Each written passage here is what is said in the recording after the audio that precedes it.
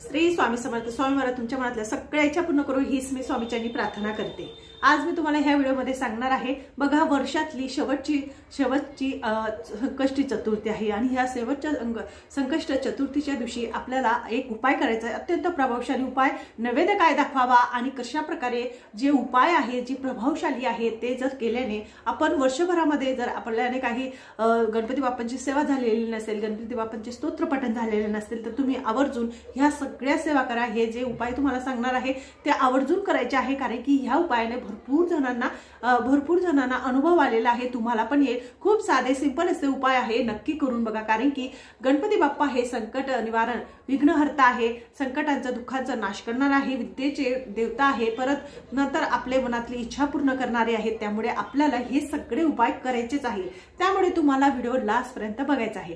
बघा संकष्ट चतुर्थी जी आलेली आहे ती बुधवारच्या दिवशी 18 तारखेला आलेली आहे, म्हणजे वर्षातली शेवटची संकष्ट चतुर्थी आहे। जसं श्रावण महिन्याला महत्व आहे तसंच मार्गशीर्ष महिन्याला सुद्धा अत्यंत महत्व आहे। कारण की जी प्रत्येक महिन्याला वर्घ चतुर्थी म्हणून आपण साजरी करत असतो, वर्घ चतुर्थी म्हणून संकष्ट चतुर्थी ही आपण साजरी करत असतो। तर ह्या महिन्याला जसं महत्व आहे म्हणजे श्रावण महिन्याला तसंच मार्गशीर्ष महिन्याला सुद्धा तेवढंच महत्व आहे। म्हणून आपल्याने जर काही सेवा झालेल्या नसतील तर त्या आवर्जून आपल्याला करायची आहे। जेव्हा बघा जर रोज नित्य नेमाने गणपती बाप्पांची जर आपण आराधना केली, त्यांची पूजा अर्चना केली किंवा स्तोत्र पठण केले तर त्या घरामध्ये संकटांचं निवारण होतं, त्या घरामध्ये संकट येत नाही, आलेल्या संकटांचं सुद्धा निवारण होतं। त्यामुळे आपल्याला जर शक्य असेल तर रोज करा, नाही तर संकष्ट चतुर्थी येते त्या दिवशी तरी आवर्जून ह्या सगळे उपाय करा, तुम्हाला खूप चांगला अनुभव येईल। त्याच्यातलं आता तुम्हाला सांगते बघा, आपल्या घरामध्ये गणपती बाप्पांचा मूर्ती असेल तर त्याचा अभिषेक करायचा आहे, नाही तर गणपती मंदिरात जायचं। गणपती मंदिरामध्ये जसं आपण दर संकष्ट चतुर्थीला जातो तसंच आपल्याला गणपती मंदिरात जायचं आहे। गणपती मंदिरामध्ये गेल्यानंतर आपल्याला तिथे गणपती बाप्पांचं दर्शन घ्यायचं आहे। नंतर घरचा जो गणपती असतो आपल्या त्या घरच्या गणपतीला एका ताटामध्ये घ्यायचं। सकाळच्या टायमाला ज्यावेळेस आपण देवपूजा करतो त्यावेळेस गणपती अथर्व शीर्षून अभिषेक करा पाण्याने, नाही तर ओम गण गणपते नमः म्हणून सुद्धा तुम्ही अभिषेक करू शकता। 108 वेळेस असा अभिषेक करा आणि ते जे तीर्थ आहे म्हणजे जे पाण्याचा अभिषेक केलेला आहे तर तीर्थ थोडंसं आपल्या घरामध्ये शिंपडून द्यायचं आणि आपल्या मुलांना द्यायचं। जे मुलं खूप हट्टी आहे, जिद्दी आहे, सारखा आजार पण येत असेल, बिलकुल ऐकत नसेल, रडत असतील, त्यांच्यासाठी हा म्हणजे हे जे तीर्थ आहे हे अमृत समान आहे। ते गणपती बाप्पांच्या अंगावरून आपण गणपती शीर्ष किंवा गणपती बाप्पांचं ओम गण गणपते नमः म्हणून मंत्राने अभिषेक केलेला असतो, तर ते अभिषेक आपण आपल्या मुलांना द्यायचं असतं। कारण की त्याच्याने त्यांची बुद्धी तीक्ष्ण होते, त्यांचे जिद्दपणा हट्टीपणा नाहीसा होतो, हळूहळू त्यांचं जे मन आहे, चंचल मन आहे ते शांत व्हायला लागतं, त्यांचं अभ्यासामध्ये लागतं। त्यामुळे आपल्याला अभिषेक करायचा आहे, जे आपण रोज करू शकलं नाही तर आपण संकष्ट चतुर्थी येतो त्या दिवशी नक्कीच गणपती बाप्पाचा अभिषेक करा आणि आपल्याला ते तीर्थ आपल्या मुलांना द्यायचं आहे। नंतर दुसरं म्हणजे बघा आपल्याला काय करायचं आहे अजून तुम्हाला सांगते। अभिषेक झाल्यानंतर ती मूर्ती स्वच्छ पुसून घ्यायची, आपल्या मंदिरात ज्या ठिकाणी ठेवतो आपण त्या ठिकाणी ठेवायची आहे। हळदी कुंकू अक्षदा वाहून त्याचं धूप दीप लावून त्याची पूजा करायची आहे। पूजा झाल्यानंतर त्यांना जो वस्तू म्हणजे जी प्रिय आहे, अतिशय प्रिय आहे, तो नैवेद्य अर्पण करायचा। आता नैवेद्य म्हटला तर त्यांना जास्वंदीचं फूल अत्यंत प्रिय आहे लाल कलरचं, नंतर गुळाचे लाडू खूप प्रिय आहे, मोदक प्रिय आहे, तर गणपती बाप्पांना हिच्या गुळ खोबरं नैवेद्य तो सुद्धा तुम्ही अर्पण करू शकता, तो सुद्धा गणपती बाप्पांना अतिशय प्रिय आहे। याच्यातला कुठला पण एक नैवेद्य गणपती बाप्पांना तुम्ही अर्पण केला तरी सुद्धा गणपती बाप्पांचा आशीर्वाद तुमच्या सोबत नक्कीच राहतो। आता तुम्हाला सांगते बघा, तुम्हाला 21 दुर्वांचा आपल्याला उपाय करायचा आहे। आता तुम्हाला उपाय सांगते। 21 दुर्वा घ्यायच्या, 21 दुर्वा घेतल्यानंतर हातामध्ये घ्यायच्या। एक वेळेस तुम्हाला गणपती अथर्व शीर्ष म्हणायचं आहे, एक वेळेस गणपती अथर्व शीर्ष अतिशय प्रभावशाली उपाय आहे, मनातल्या इच्छा पूर्ण होतातच। या उपायाने संकट दुःखांचा नाश होतो, आपल्या घरात सुख समृद्धी नांदते। तर त्याच्यासाठी आपल्याला हा एक उपाय करायचा आहे।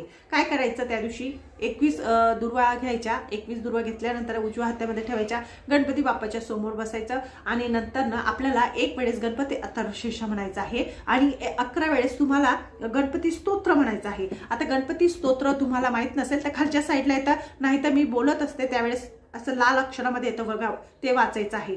तर आता गणपती जे स्तोत्र आहे ते बोलून दाखवते। 11 वेळेस खूप छोटा आहे। नारद वाचम प्रणम शरणादेवम गौरी पुत्र विनाशम, नारद वाचम प्रणम शिरसा देवम गौरीपुत्र विनाशम असं हे मंत्र आहे। 11 वेळेस म्हणायचं आहे, खूप छोटासा आहे, 11 वेळेस म्हणा आणि ती दुर्वांची जी जुळी आहे ती गणपती बाप्पाला अर्पण करा। तुमच्या मनामध्ये जे काही इच्छा असेल, संकट असेल, तुमच्यावर काही संकट ओढून आले असेल किंवा तुमच्या मनातलं असेल किंवा मुलं बाळ होत नसतील, काही पण आता संसार म्हटलं तर काही पण प्रॉब्लेम येतात, ते जी काही इच्छा असेल ती त्याच्यावर मागायची आणि गणपती बाप्पांना ती अर्पण करून द्यायची। बघा, करून बघा, तुम्हाला खूप सुंदर असा अनुभव येईल आणि संकट निवारण गणपती बाप्पा नक्कीच तुमच्या मनातल्या सगळ्या इच्छा पूर्ण करतीलच।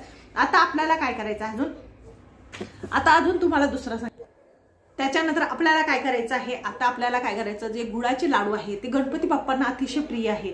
तर आपल्याला काय करायचं, तर घर तुमच्या आजूबाजूला मंदिर असेल तर गणपती मंदिरात आवर्जून जा, कारण की वर्षातली शेवटची संकष्ट चतुर्थी आहे। तर आपल्याला काय करायचं आहे, गणपती बाप्पाचं मंदिर असेल तर मंदिरात जायचं नाही, तर आपला घरचा गणपती असतो ते घरच्या गणपती बाप्पाजवळ बसायचं।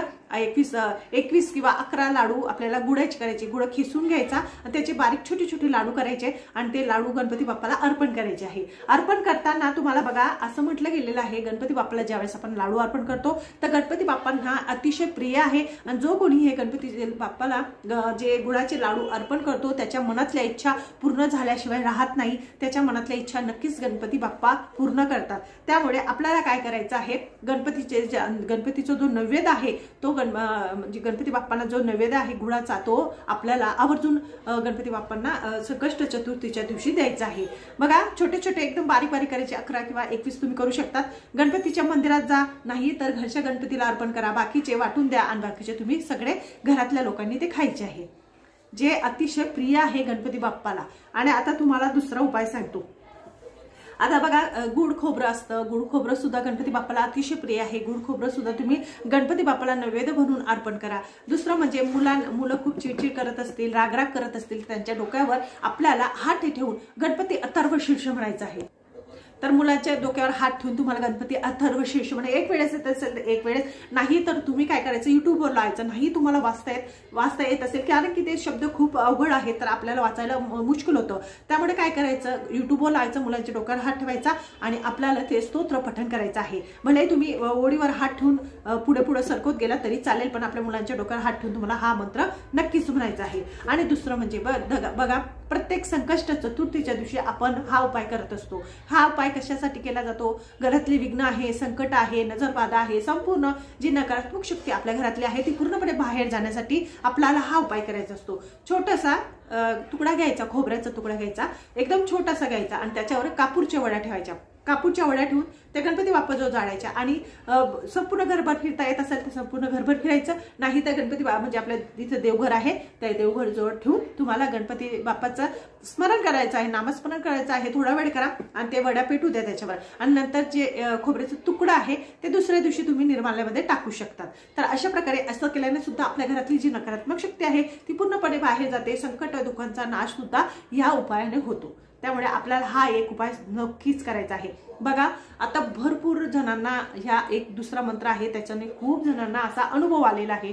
बघा, तुमच्यावर जर खरंच खूप संकट असतील, दुःख असेल, तुम्ही खूप त्रासामधून जात असणार तर ह्या मंत्राचं रोज पठण करा, कारण की खूप छोटासा मंत्र आहे पण खूप अतिशय प्रभावशाली आहे। कारण की गणपती बाप्पा आपण ज्यावेळेस हे स्तोत्र म्हणतो ते गणपती बाप्पापर्यंत पोहोचतं असं सुद्धा म्हटलं गेलेलं आहे। तर तो मंत्र तुम्हाला सांगते, तुम्ही खूप अडचणमध्ये असणार, खूप टेन्शनमध्ये असणार तर नक्कीच या मंत्राचं पठण करा। आता ते मंत्र तुम्हाला सांगते, मंगलमूर्ती विघ्नहरा दुवितनाशना कृपा करा, मंगलमूर्ती विघ्नहरा दुवितनाशना कृपा करा।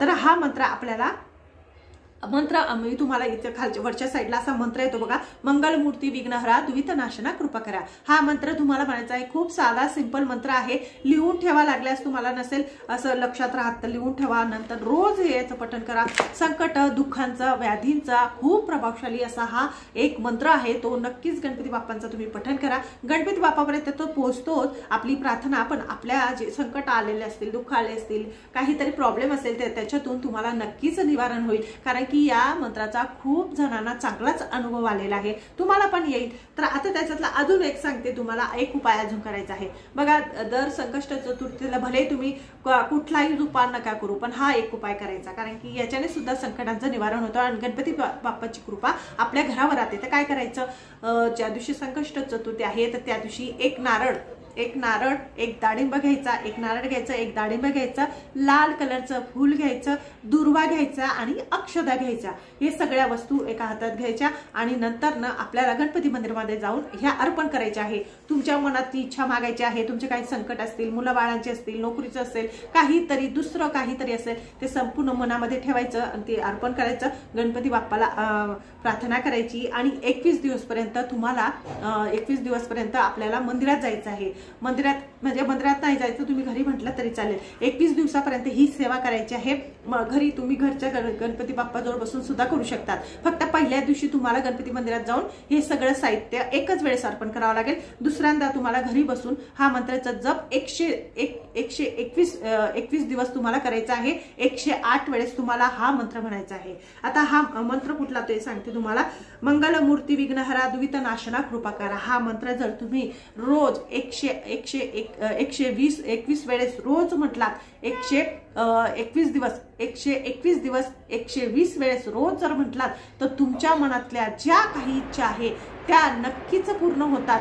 खूप प्रभावशाली आणि अत्यंत प्रभावशाली असा हा गणपती बाप्पांचा मंत्र आहे. नक्की करून बघा. तुमच्या मनातल्या सगळ्या कामना पूर्ण झाल्याशिवाय राहणार नाही. कारण की शेवटची वर्षातली गणपती चतुर्थी आहे आणि गणपती बाप्पा आपल्या मनातल्या नक्की इच्छा पूर्ण करतील. तर तुम्ही करून बघा, तुम्हाला खूप चांगला अनुभव येईल. माझं चॅनल आवडत असेल लाईक करा, सबस्क्राईब करा, इतरांना सुद्धा पाठवा. श्री स्वामी समर्थ. झालेली जी प्रार्थना आहे, जी मी जे तुम्हाला सांगितलेलं आहे ते मी स्वामी चरणी रुजू करते. श्री स्वामी समर्थ.